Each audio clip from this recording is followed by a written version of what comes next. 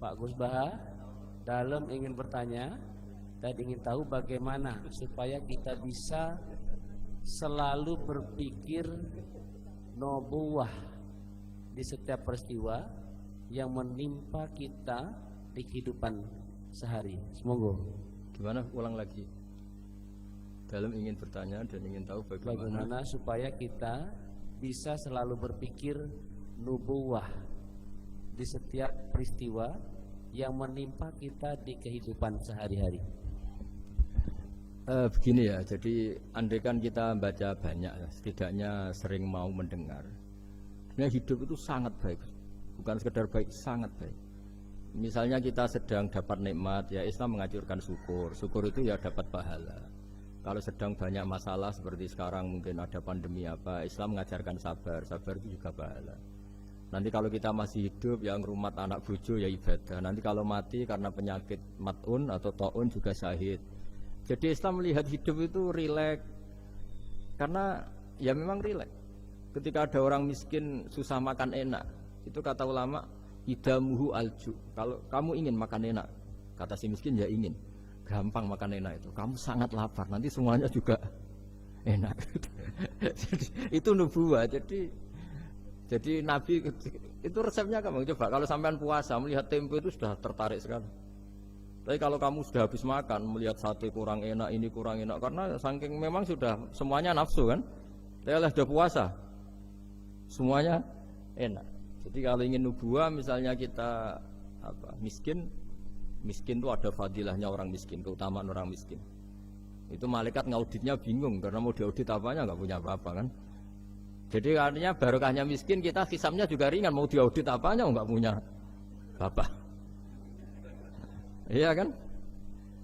Nah, yang orang kaya barokahnya kaya bisa amal, bisa ikut bantu masjid, bantu madrasah, bantu kebaikan. Nah, itu berpikir nubuah. Terus kedua, terbiasakan yang agak unik, ini mungkin wilayah medis. Yang agak unik dalam Islam itu mimpi itu mimpi. Itu sama kenyataan itu tinggi mimpi derajatnya. Andai kan orang masih zaman orisinil, mimpi sama hidup nyata itu hebat mimpi. Karena begini, misalnya saya melihat ibu-ibu sama bapak-bapak melihat langsung seperti ini. Saya mesti berpikir nafsu. Kalau yang saya punya kepentingan ini tak anggap orang prospek, kalau yang nggak punya kepentingan tidak prospek. Pertanyaannya adalah orang yang saya anggap prospek bisa membantu saya ternyata jenisnya kikir. Yang tak anggap tidak prospek ternyata jenisnya dermawan. Kita kan sebenarnya nggak tahu. Lalu pertanyaannya, pandangan kita terhadap orang lain itu berdasar fakta apa berdasar harapan? Berdasar harapan. Tapi kita ngeklaim seakan-akan itu fakta. Nah, beda dengan mimpi. Asal tidurnya benar loh ya, tidak menguakan banyak terus ngorok tidur itu. Tidurnya benar misalnya kita posisi normal, wudu, setelah wudu baca ayat kursi terus tidur kayak posisi orang meninggal ya, mujur utara ya. Ya, pokoknya kayak orang meninggal itu. Ya, utara dan selatan terus menghadap kiblat. Itu kalau mimpi. Itu ada alamat-alamat yang lebih orisinal daripada kehidupan nyata. Ini contoh agama. Nah, artinya gini, makanya Nabi pernah ngendikan mimpi itu bagian dari 46 dari bagian kenabian. Itu jumlahnya 46%. Tapi ya tidur yang seperti tadi. Artinya gini, sarana kita bisa mendeteksi alam gaib, kalau boleh dibahasakan alam gaib, itu sebenarnya orang Islam itu masih punya sarana satu, yaitu mimpi. Karena dengan mimpi ini semua organ kita, semua sistem kita itu kayak off.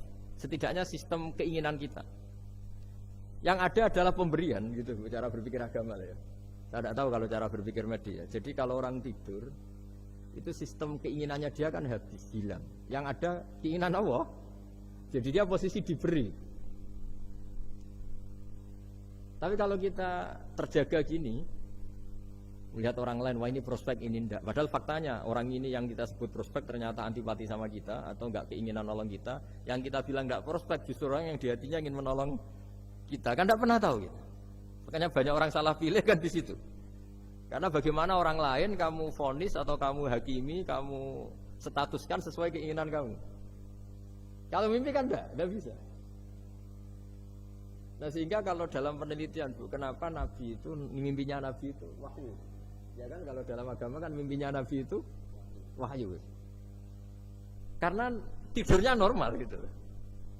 Normal artinya kelas A tadi lah. Makanya banyak orang awam pun yang wah, sing tak sekseni persis mimpiku, yang saya saksikan persis mimpi saya. Orang awam saja ngalami, apalagi yang nabi. Nah, artinya untuk mendeteksi nubuah selain tadi ya, kita kan seperti yang saya ceritakan berkali-kali. Kalau ingin nubuah itu sebenarnya gampang, maksudnya bermental nubuah. Kalau saya sekarang hidup, ya anggap saja bisa melakukan kebaikan lagi. Kalau sekarang saya mati atau akan mati, anggap saja mati itu mengakhiri semua potensi keburukan Anda. Sekarang mungkin kita ada zina, ada korupsi, ada maling, tapi siapa yang bisa menjamin bahwa kita tidak akan maksiat di masa depan? Dengan mati potensi itu hilang. Makanya Nabi melihat mati itu sederhana. Wa tawaffani idza kanatil wafat khairan li. Ya Allah, hidupkan kami ketika hidup kami menambah kebaikan. Matikan kami jika mati itu mengakhiri kejahatan. Jadi Allahumma ij'alil hayata ziyadatan li fi kulli khairin wal mauta rahatan li min kulli syarrin. Ya Allah, ketika saya hidup, dianggap saja ini potensi menambah kebaikan. Kalau saya mati, dianggap mawon mengakhiri semua kejahatan. Sehingga ya mati itu pasti baik.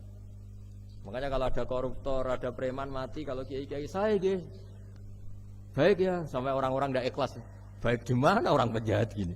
Padahal kiainya di hatinya, ya baik sekarang tidak penjahat lagi, sudah mati. Nah itu ada ilmunya sebenarnya, karena kematian itu punya sisi positif. Orang tidak bisa jahat lagi. Ya saya kira dulu.